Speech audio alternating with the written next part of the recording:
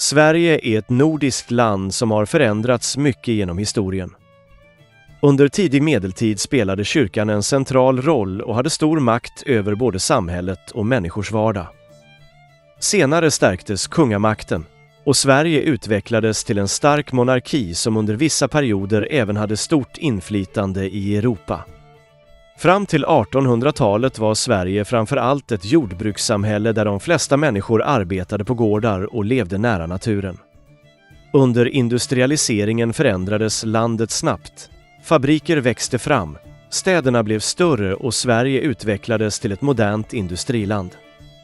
Idag är Sverige en demokratisk välfärdsstat med fokus på utbildning, jämlikhet och innovation och är känt för sin höga levnadsstandard och sitt stabila samhälle. Men hur blev Sverige så rikt? Det är många som undrar just det. Hur ett litet land som Sverige, utan olja, guld eller stora naturresurser, kunde bli ett av världens rikaste och mest stabila länder. Det här är varför Sverige blev ett av världens rikaste länder. Varför Sverige blev ett av världens rikaste länder? Svaret på den frågan är en historia om flera viktiga faktorer. Utbildning och kunskap, Sveriges viktigaste naturresurs. Det började alla med utbildning och kunskap, Sveriges viktigaste naturresurs.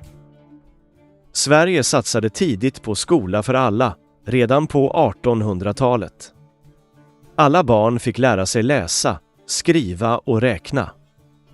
Företag från utbildning. Detta skapade en befolkning med hög kunskap och teknisk kompetens. Och det ledde direkt till framgångsrika företag som Ericsson, ACA, Volvo, SKF och Scania. Sverige exporterade alltså idéer och teknik, inte råvaror. Industriell utveckling och innovation. Denna kunskap bröt marken för en stark industriell utveckling och innovation.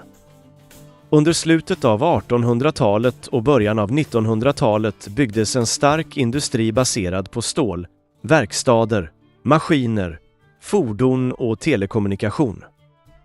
Smart resurshantering. Nyckeln var hur Sverige använde sina små naturresurser. Istället för att sälja råvarorna förädlade man järnmalmen, skogen och vattenkraften till smarta produkter med högt värde. Neutralitet och fred. En annan avgörande faktor var neutralitet och fred. Sverige har inte haft krig på över 200 år.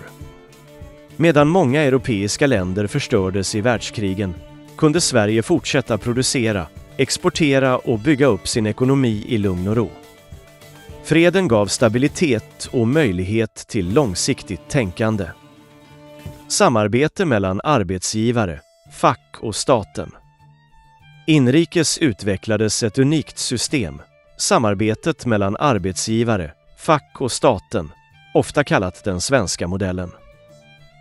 Här samarbetar parterna istället för att bråka.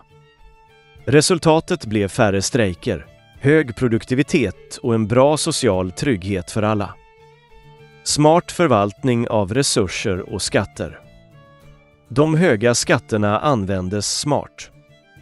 Pengarna satsades på gratis skola och sjukvård, en stark social trygghet och investeringar i teknik och infrastruktur. Detta skapade i sin tur en frisk, utbildad och trygg befolkning som kunde arbeta och bidra till ekonomin. Export och globalt rykte. Allt detta ledde fram till en stark exportbaserad ekonomi. Svenska företag blev världsledande inom sina områden. Idag tjänar Sverige pengar på att sälja kvalitet, kunskap och teknik över hela världen. Stark demokrati och låg korruption. Grunden för allt detta är en stark demokrati och låg korruption. I Sverige fungerar myndigheterna effektivt och pengar försvinner sällan i korruption.